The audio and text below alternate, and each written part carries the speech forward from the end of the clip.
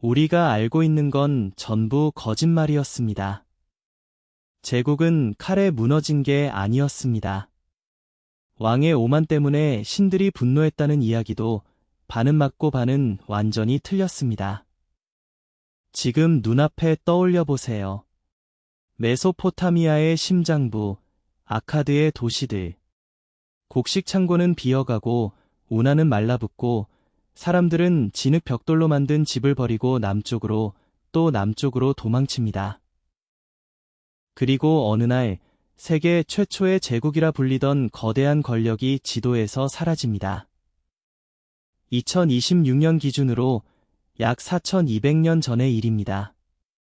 그런데 더 이상한 건 이 붕괴가 단순한 왕조 교체가 아니었다는 겁니다.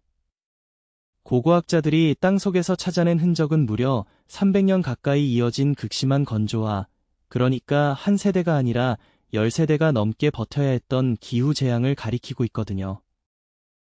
하지만 고대인들은 이것을 기후라고 부르지 않았습니다. 저주라고 불렀죠.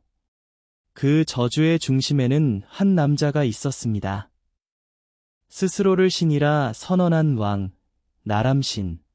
그는 신전의 문을 부수고 신들의 산에 손을 댔다고 기록됩니다. 그리고 그 직후 제국은 무너집니다. 너무 완벽한 이야기죠. 오만한 왕, 분노한 신, 멸망한 제국. 그런데 여기서 반전이 시작됩니다. 혹시 나람신의 저주는 진짜 저주가 아니라 인류가 최초로 목격한 기후 붕괴의 기억이었던 건 아닐까요?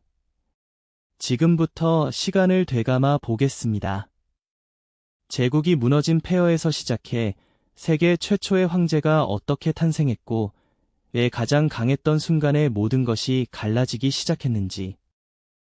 아카드의 멸망은 고대 신화가 아니라 2026년을 사는 우리에게도 이상할 만큼 익숙한 경고일 수 있거든요. 배경과 맥락. 기원전 2334년쯤 티그리스와 유프라테스강 사이에서 아주 이상한 정치 실험이 시작됩니다. 이름은 아카드. 오늘날 이라크 중부 어딘가 정확한 유적 위치조차 아직 확정되지 않은 도시였죠. 그런데 이 사라진 도시에서 사르곤이라는 남자가 등장합니다. 전승에 따르면 그는 키시의 왕 우르자바바를 섬기던 술잔 시종이었고 훗날 수메르의 강자 루갈자게시를 꺾고 우르크, 우르, 라가시 같은 도시국가들을 하나씩 묶어버립니다. 이게 왜 중요하냐면요. 이전에 메소포타미아는 도시들이 서로 싸우고 동맹하고 배신하는 세계였거든요. 그런데 사르곤은 그 판을 도시 대 도시가 아니라 중심과 지방, 군대와 조세, 행정과 언어로 묶인 제국으로 바꿔버린 인물인 거죠. 기록은 사르곤이 56년 동안 통치했다고 전합니다. 물론 고대 왕의 연대는 늘 조심해야 하지만 이 숫자가 상징하는 건 분명합니다. 짧은 약탈자가 아니라 체제를 만든 왕이었다는 거예요. 아카드 제국은 곡물과 노동을 세금처럼 거두고 관리들을 지방에 보내고 해마다 중요한 사건으로 연도를 이름 붙였습니다. 심지어 왕 앞에서 매일 5,400명이 먹었다는 전승도 남아 있습니다.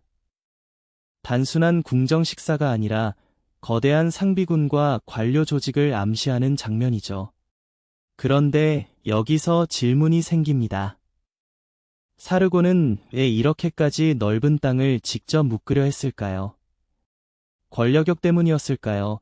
아니면 강과 운하와 곡물 창고를 장악하지 못하면 살아남을 수 없는 시대였기 때문일까요? 첫 번째 에피소드는 사르곤의 손자 나람신에게서 시작됩니다. 중간현대 기준으로 그는 대략 기원전 2254년부터 2218년까지 통치한 왕입니다. 나람신은 자신을 그냥 왕이라고 부르지 않았습니다.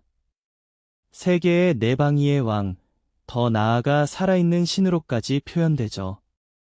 파리 루브르에 있는 나람신 승전비를 보면 그는 산악 민족 룰루비를 밟고 올라가는 거대한 인물로 새겨져 있습니다. 적장 사투니는 무너지고 병사들은 위를 올려다봅니다. 그리고 나람씨는 신들만 쓰던 뿔 달린 투구를 쓰고 있어요. 여기서 목소리가 조금 올라갑니다. 왕이 신의 대리인이 아니라 왕 자신이 신이 된 겁니다. 그런데 이 선택은 매우 위험했습니다. 나람신의 치세 초반 키시와 우르크를 비롯한 여러 도시가 반란을 일으켰다고 전해집니다. 제국이 너무 빨리 커졌고 지방의 오래된 도시들은 아카드의 세금과 주둔군을 받아들이기 싫었을 겁니다. 나람신은 반란을 진압했습니다. 문제는 그 다음이죠. 그는 이 승리를 정치적 안정이 아니라 신성한 권위로 포장합니다. 이 사람은 왜 이런 선택을 했을까요? 아마 평범한 왕의 언어로는 더 이상 제국을 붙잡을 수 없다고 느꼈을지도 모릅니다. 도시들이 계속 독립을 꿈꾼다면 왕은 도시들보다 높은 존재가 되어야 했던 거죠. 두 번째 에피소드는 훗날 수메르 문학으로 남은 아가데의 저주입니다. 이야기 속 나람신은 니프르의 신전, 엘릴의 성소 에쿠르를 침범합니다. 처음에는 꿈과 불길한 징조를 보고 7년이나 기다립니다. 하지만 응답이 없자 그는 병력을 모으고 사다리를 세우고 도끼와 삽으로 신전을 파괴합니다.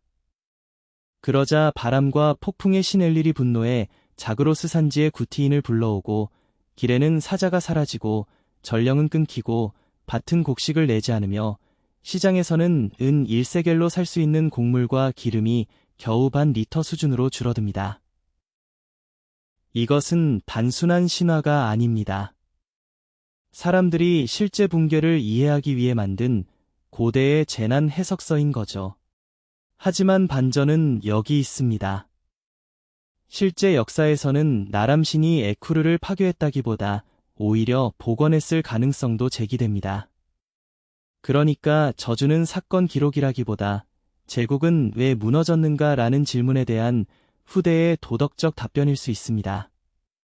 너무 강한 왕, 너무 넓어진 행정망, 너무 많은 곡물 의존, 그리고 신을 건드린 오만. 고대 서기관들은 이 모든 것을 하나의 이야기로 압축한 겁니다. 그리고 세 번째 배경, 바로 기후입니다. 시리아 북동부 하부르 강 유역의 텔레일란 발굴에서는 기원전 2200년 무렵 도시가 갑자기 버려진 흔적이 나옵니다. 어떤 지역에서는 사람이 살았다는 흔적이 거의 없는 두꺼운 퇴적층이 확인됐고, 이 공백은 대략 기원전 2200년부터 1900년까지 약 300년에 걸친 건조화와 연결됩니다. 오늘날 학자들은 이를 2킬로년 사건, 즉 약 4200년 전의 급격한 기후 이상으로 부릅니다. 북부 메소포타미아의 곡창지대가 말라붙었다면 남쪽의 제국 중심부는 세금도, 식량도, 군대 유지력도 잃게 됩니다. 그래서 아카드의 몰락은 하나의 원인으로 닫히지 않습니다. 나람신의 저주였을까요? 구티인의 침입이었을까요? 지방 반란이었을까요? 아니면 300년 가뭄이 제국의 뿌리, 곡물과 운하와 배급 체계를 조용히 말려버린 걸까요? 아마 진실은 그 사이에 있을 겁니다. 신의 분노라는 언어로 기록된 재난 뒤에 우리는 세계 최초의 제국이 감당하지 못한 아주 현실적인 약점을 보게 됩니다. 제국은 칼로 세울 수 있지만 비가 오지 않으면 유지될 수 없었던 거죠. 반전과 전개. 그런데 아무도 예상 못한 일이 벌어집니다. 나람신이 전쟁에서 진 게 아니었어요. 적군이 수도 아가데 성문을 뚫고 들어온 것도 아니었습니다. 반대로 그는 너무 많이 이긴 왕이었거든요. 스스로를 신이라 부르게 했고 왕의 이름 앞에는 신에게 붙이는 별표가 새겨졌습니다.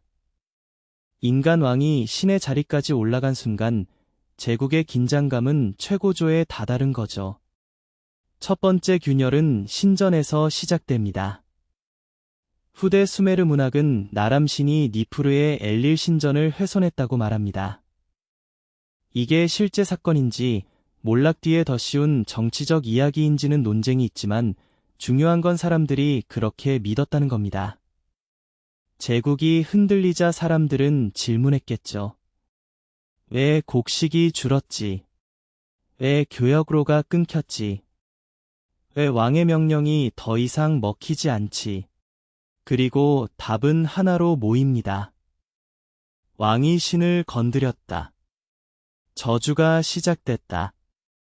두 번째 에피소드는 더 현실적입니다.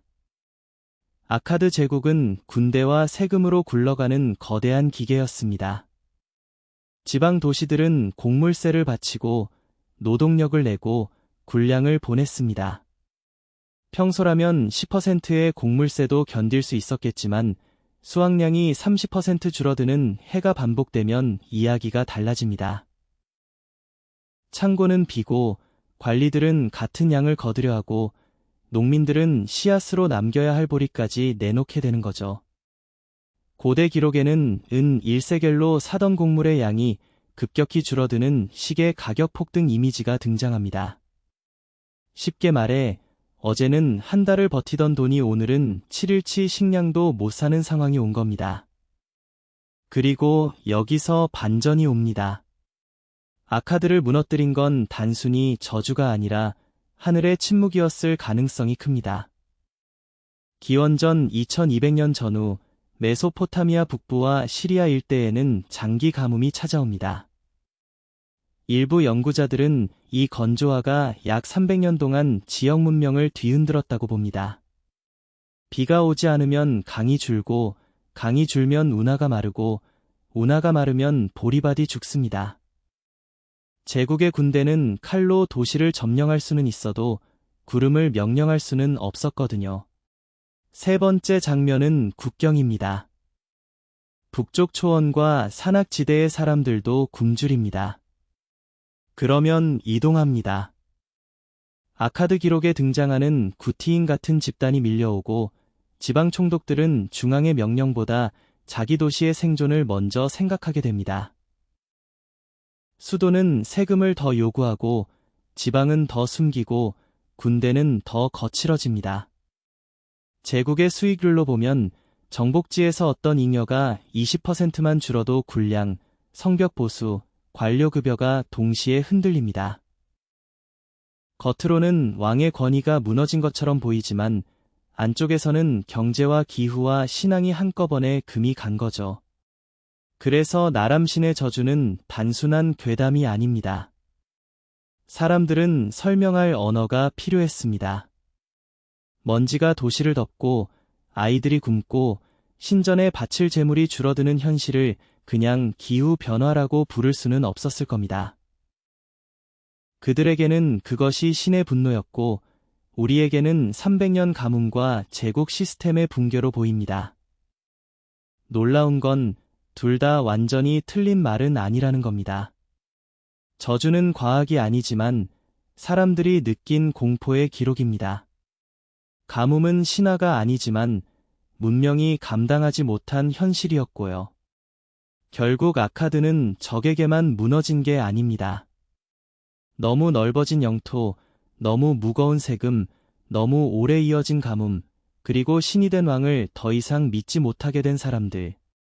그 모든 것이 한꺼번에 몰려왔을 때 세계 최초의 제국은 조용히, 그러나 돌이킬 수 없게 무너진 거죠.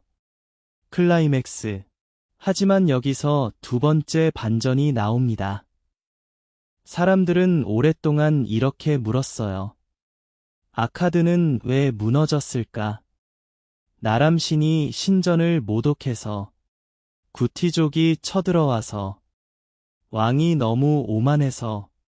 그런데요, 결국 진짜 이유는 이것이었습니다.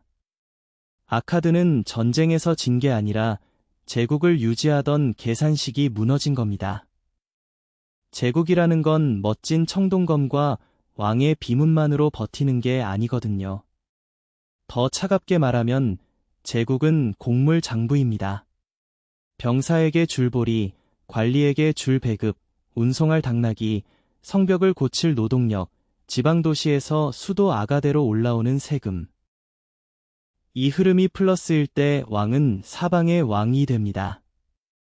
그런데 어느 순간 북부 메소포타미아의 하늘이 닫히기 시작한 거죠. 기원전 약 2200년 무렵 고기후 자료는 강수량이 지역에 따라 30%에서 많게는 50% 가까이 줄었을 가능성을 보여줍니다. 이게 숫자로는 건조해 보이지만 농부에게는 생존선이에요.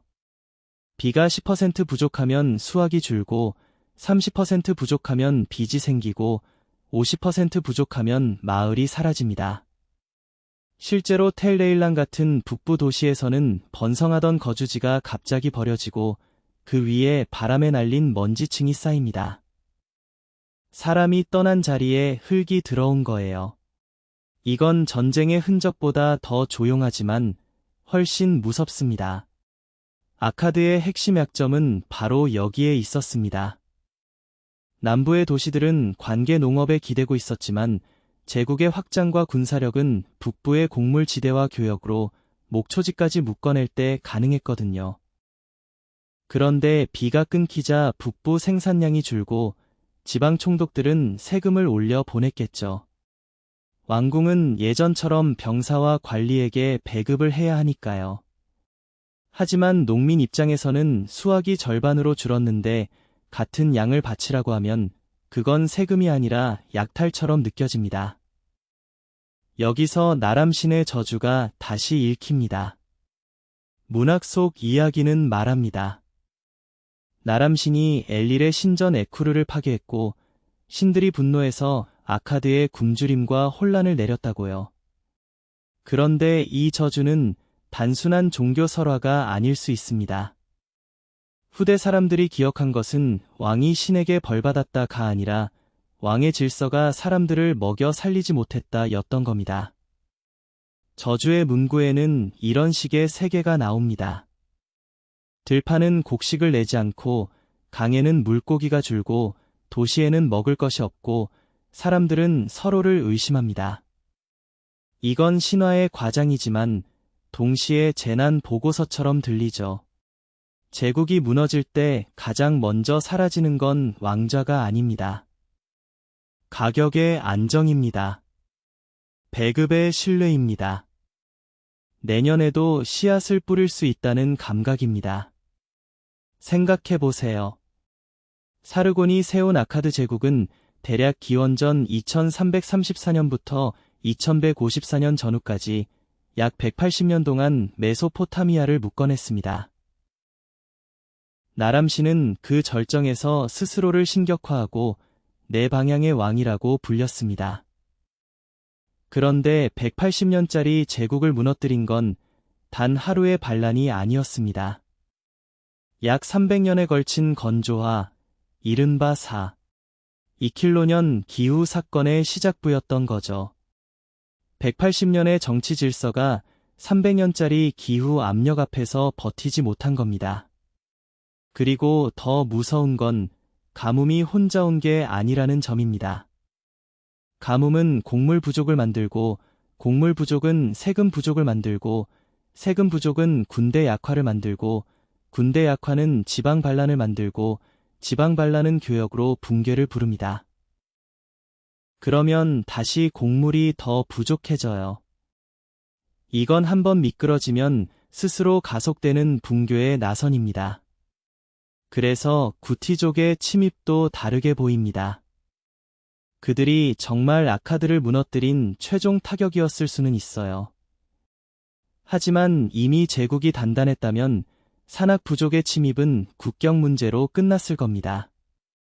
문제는 그들이 왔을 때 아카드는 이미 속이 비어 있었다는 겁니다.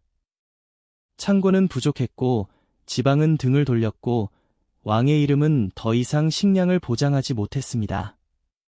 그러니 침입자는 원인이면서 동시에 결과였던 거죠.